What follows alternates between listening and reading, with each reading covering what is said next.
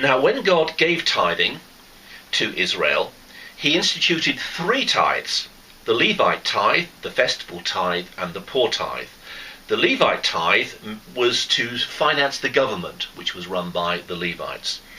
Numbers 18:20 to 21. The festival tithe paid for the religious practices. That's Deuteronomy 14:22 to 27.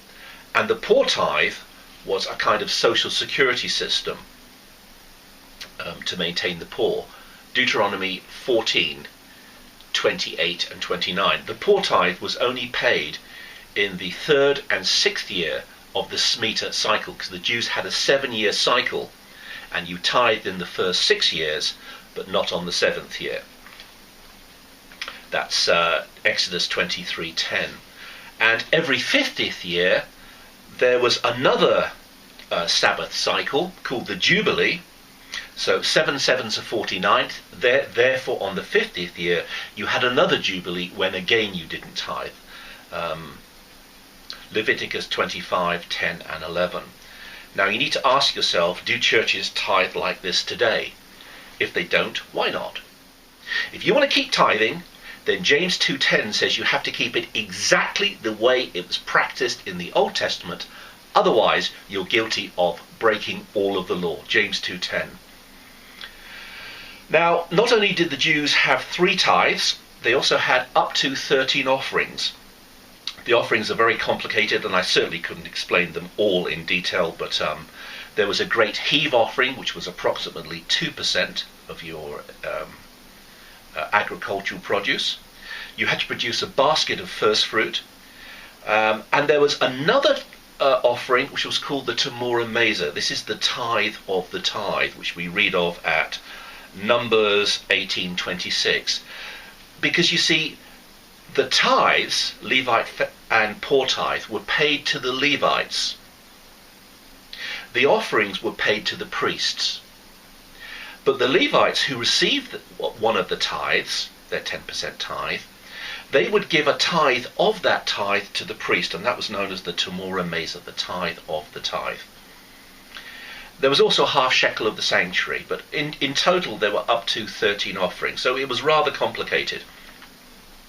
The total amount of money that you would pay in your tithe, and remember that the tithe was only agricultural produce, Leviticus 27:30.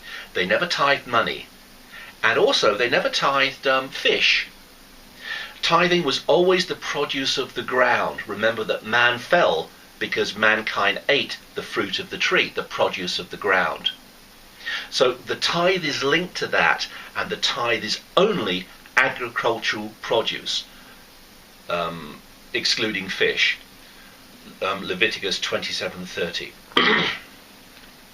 But some people would say that the tithe was 23 1/3%. Most Christian writers give that, because Josephus seemed to indicate that that was the amount, that you paid the Levite tithe for the first 6 years, you paid the festival tithe for the first 6 years, and you paid the poor tithe in years 3 and 6. It averages for those 6 years 23 1/3%.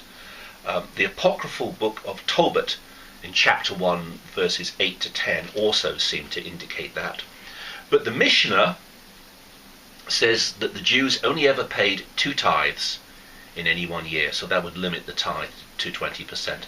So there's this dispute: is the tithe 20% or is it 23 1/3%? I would personally go for 20%, but it's not a big deal. The main thing is, if you want to keep tithing today, you have to keep it just the way it was practiced in the Bible. Now, tithing was not for Gentiles, so if you were a Gentile, you didn't pay a tithe. Deuteronomy 26:12 and Deuteronomy 14:29 says that the strangers, that means Gentiles living in the land of Israel, the strangers received a tithe. They received part of the poor tithe. So this would surely apply to poor people today. Poor people today shouldn't pay a tithe if churches believe in tithing today. If you want to keep to the way tithing was practiced in the Old Testament, then you need to pay your poor people out of the tithe. And by the way, also pay your porters, ushers, and musicians. Only the Levites collected the tithe. We read of that at Nehemiah 10:37. And what you did with your tithes was that you would take it to one of 48 storehouses. You see, the Levites had no inheritance in the land. That's why the Levites weren't allowed to own property. Numbers 18, 19 and 20 goes into that. Oh, and by the way, how many pastors today own property? You see, if you receive a tithe, then you're not supposed to own property. But you would take your tithe to one of these storehouses in one of the 48 Levitical cities, because throughout Israel, the Levites had 48 cities in which they lived, and you took your tithe to these cities. Numbers 35:7 talks about these 35 cities, each of which had a storehouse. That was basically a barn where the food was stored. Only the Levites received the tithe, Nehemiah 10:37. But here's the thing, the tithe could be redeemed. Now, I wish to stress this very clearly, because on an earlier video which I took down, I made a mistake. You could not exchange the tithe for money. You couldn't pay your tithe in money instead of food. The tithes, as I said, were 10%, and you paid multiple tithes, Levite, festival and poor tithe, if you were a landowner and you paid from the produce of your land. But let's say that you wanted to keep your agricultural produce for some reason, or maybe you were ill and you didn't actually have the physical capability of taking it to one of these 48 cities. Then what you could do is that it could be redeemed. Now, the tithe that you had to give would be valuated, it would be valued by the Levites. They might say it's worth, it's worth 100 pieces of silver, right? Because you didn't want to take it to the Levitical city, you would then add one fifth to its value. So you would calculate 120 silver pieces. You would give that to the Levites. They would take it back to their city, and then they would buy, or they would buy somewhere else, they would buy food with those 120 pieces. So if you didn't wish to give food,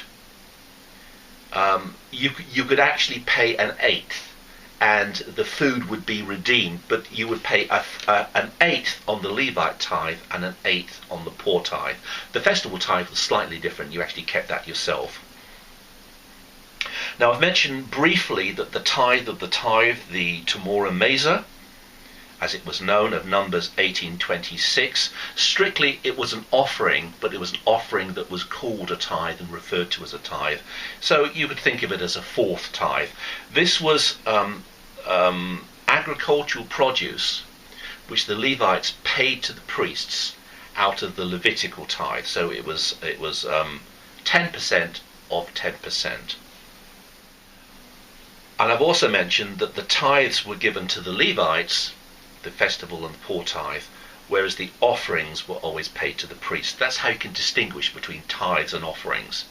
A lot of modern Christians will say tithe and offering, tithes and offerings, as if they're the same thing. They're not. They're two different things. So I hope you found that helpful. Thank you.